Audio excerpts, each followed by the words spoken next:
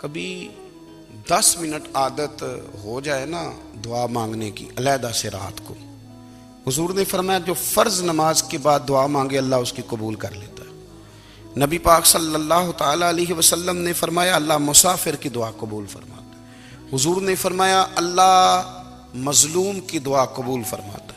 हुजूर ने फरमाया बीमार से दुआ कराओ अल्लाह उसकी दुआ कबूल फरमाता है। मेरे नबी पाक ने फरमाया माँ बाप जब भी औलाद के लिए हाथ उठाएं, वैसे तो बुल्ले शाह तो आसमानी उड़दियां ही फड़ दें, जेड़ा घर बैठा उन्होंने बढ़िया ही नहीं। हुजूर फरमाने लगे माँ बाप जब भी औलाद के लिए दुआ फरमाएं अल्लाह उनकी दुआ को कबूल करता है। आप अपना ताल्लुक बनाएं दुआ के साथ, इबादत के साथ, मुसल्ले के साथ रिश्ता बनाएं, इस्तिगफार पढ़ें। सलाहुद्दीन अय्यूबी सलेबी जंगों में थे, रात को मस्जिद अक्सा में नमाज पढ़ी तो परेशान थे।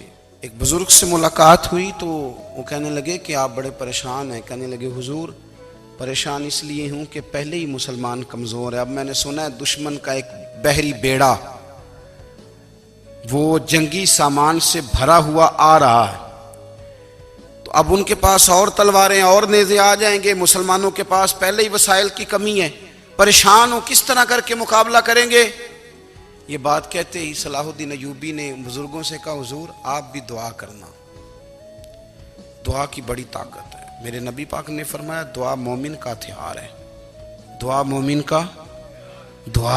का। हुजूर ने फरमाया तकदीर को सिवाय दुआ के कोई चीज नहीं बदल सकती। दुआ मोमिन का हथियार है, ये काफिर के पास कोई नहीं, ये हथियार है मोमिन का। अल्लाह करे आपको समझ आए, फिर सुने कई बार कह चुका हूं, ये हथियार है। काफिर के मुकाबले में जो तेरे पास सबसे बड़ा हथियार है वो दुआ है। दुआएं करानी छोड़ दी, करनी छोड़ दी, लेनी छोड़ दी। हजरत सैयदना अनस बिन मालिक रदी अल्लाह तआला अन्हु फरमाया करते थे मैंने वो रंग देखा है जब हुजूर दुआ मांगते थे और हुजूर की मुकद्दस आंखों में आंसू भी साथ ही बहा करते थे, मैंने वो अंदाज देखा है। तो सलाहुद्दीन अय्यूबी बुजुर्ग से कहने लगे आप भी दुआ कीजिए, और खुद रोने लगे और सर सजदे में रख के रोने लगे और इशा से लेकर फजर तक रोए, खूब रोए। सुबह वो बुजुर्ग आए तो सलाहुद्दीन अय्यूबी का खूबसूरत और हंसता हुआ चेहरा देखा। कहने लगे आप बड़े खुश हैं, रात तो मैंने बड़े रोते हुए देखा था। तो कहने लगे हुजूर वो जो बहरी बेड़ा आ रहा था ना वो पानी में डूब गया है, अब वो नहीं आ रहा, अभी खबर आई है तो मैं बड़ा खुश हूं। बुजुर्ग कहने लगे उठ सीने से लग, और सोने के बाद वो बहरी बेड़ा पानी में नहीं डूबा, वो तेरे आंसुओं में डूब गया है। वो जो तू रात रोया है ना रब करीम की बारगाह में, तो वो डूब गया है। भाई अपना मुसल्ले का, इबादत का, वज़ाइफ का, अल्लाह अल्लाह का सिलसिला उसको मजबूत करें, अपनी दुआओं के ताल्लुक़ को मजबूत करें। दुआएं बड़े इनकलाब बर्पा कर देती हैं। हम थोड़े थोड़े ना जब से खुश्क हुए हैं ना, खुश्क, और मेरी तो जमात ही सूफिया की जमात थी, हम तो दाता अली अजमेरी की जमात से, हम तो ख्वाजा अजमेरी की जमात से, हम तो शेख अहमद फ़ारूक सरहंदी की जमात से, हम तो सूफिया की जमात। हमारी जमात ने भी वो ताल्लुक़ जो हमारे बुज़ुर्गों ने बनाया था। बुज़ुर्ग अल्लाह के करीब कैसे जाता है? तो हमारे यहाँ ना बहुत सारे लोग कहते हैं जी नज़र हो गई तो काम हो गया। भाई जो बुखारी मुस्लिम में तरीका है ना अल्लाह का कुर्ब पाने का, वो तो नफल है।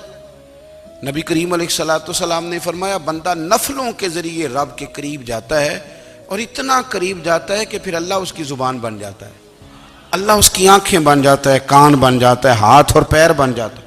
तो ये तो इबादत है, ये तो अल्लाह की बारगाह की हाजिरी है जो आपको अल्लाह के करीब करेगी। तो नमाज को अहमियत दे के अदा करें, नमाजें मोबाइल बंद करके अदा करें। देखिए ना कुछ लोग कहते हैं मुझे टाइम नहीं मिलता नमाज का, तो मैं कहता हूँ ये आपने बड़ी जुर्रत की बात की है। मुझे को मेरा पीर भाई कह देना मेरे पास टाइम नहीं है आपको मिलने का, तो मैं कहता हूँ आज के बाद आना ही ना। तू क्या समझता है, तू बहुत बड़ा आदमी है, तेरे पास टाइम नहीं है और हमें मिलने का टाइम, मौज कर। तो आपने अल्लाह रसूल को कह दिया टाइम नहीं। और अजीब फलसफा है ना, कहा जाए नमाज पढ़ने आओ तो कहते हैं कपड़े ठीक नहीं, और कहा जाए कि आओ जरा दावत पे चले तो कहते हैं 1 मिनट ठहर मैं कपड़े बदल के आया।